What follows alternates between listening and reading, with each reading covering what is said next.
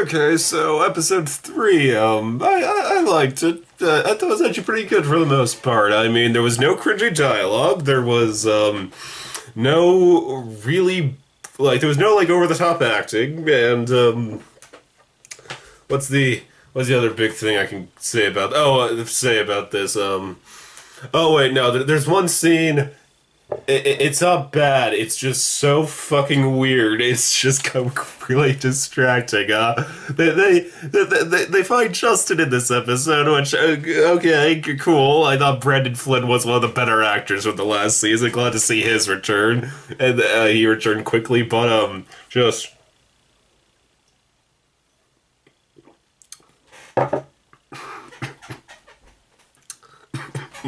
sorry. He It was just so weird. It always comes off it's there's 3 scenes in a row, going to different places for 5 seconds, asking where this guy is, and with a different action sequence taking place in each one. That was this originally shot to take place over multiple episodes, and then the director said who gives a fuck, and just condensed it all into one episode, because it really feels that way. It's so fucking weird, but, besides that, though, yeah, it was just solid. I mean, you had Alicia Bowe. She's a great fake crier, Alicia Bowe. I gotta give her that actress credit. That plays Jessica.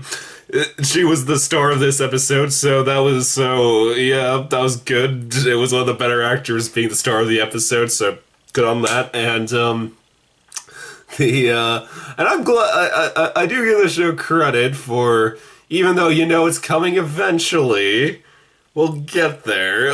I would be shocked if it doesn't. She'll eventually come forward against, Bryce. I did give her credit that she did not just say it, right off the bat right here, because, it would have been... Let me just say the temptation must have clearly been there for the writers just to say it right, have it happen right then and there, but...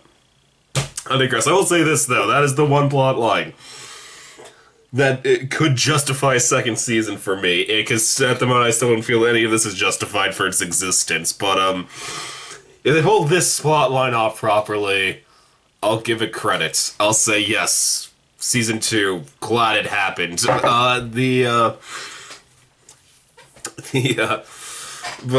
Anything else really from this episode? I like how they keep talking about how Mr. Porter is fucking awful at his job. I actually find that quite amusing how they're kind of calling they are calling that out, but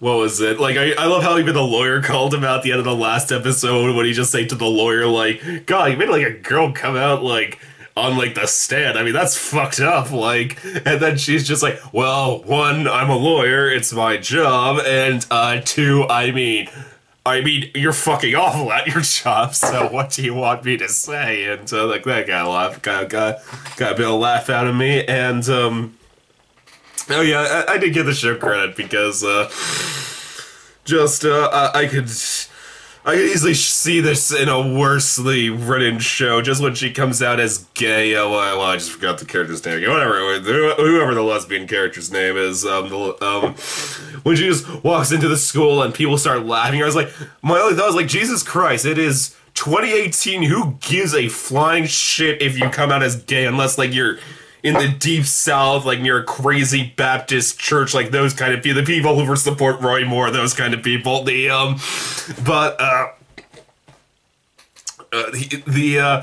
when it turned out, nobody cares. This is just her imagining it, when it just shows, no one gives a shit. I'm okay, good on you, show, for doing that, and, I also want to mention from this, I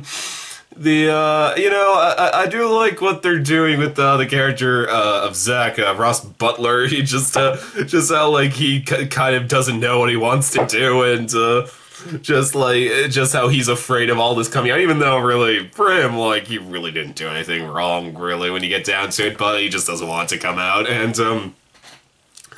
just when he shows anytime he's near Bryce, how he always has a look on his face hey, do you mind standing a good foot away from me at all times? That'd be great. But And anything else from this episode? I do like how this season has a dry wit to it. Like just when when Dylan Minnette is talking to Tony, just like, hey, I wanted to know if you could help me find someone to see. Just like, oh, is that because I'm Latino? He's like, no, it's not because I'm racist.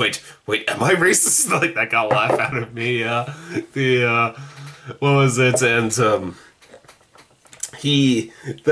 this episode had one of the greatest quotes of all time. Just when he's talking to Ghost Hannah again, that is still my guess is going to be the best part of this season is watching Clay and Ghost Hannah play off each other. Just when he just going on about like, look, I tried to get this guy thrown in prison for what he did. Like I got a confession out of him. I got the shit beat out of me. And then when he just drops his shit with the line, I started I just like I had to be rushed to the hospital for shitting blood. Like, but my only thought was like, hey, what's some eternal bleeding compared to getting a rapist thrown in prison? Like that is fucking amazing. That line.